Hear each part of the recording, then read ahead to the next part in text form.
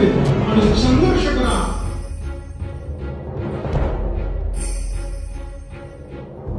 सत्याग्रही दर्जेदार भाषण हे तुझ्याच ओठी, संपविण्या जातीवादाला लावली सज्ञानाची कसोटी. सत्याग्रही दर्जेदार भाषण हे तुझ्याच ओठी, संपविण्या जातीवादाला लावली सज्ञानाची कसोटी. प्रेम बंधु भाव सदा बुद्धाशी जोडतो नाती, मानवतेसाठी लढा शिकविते संघर्ष ख्याती.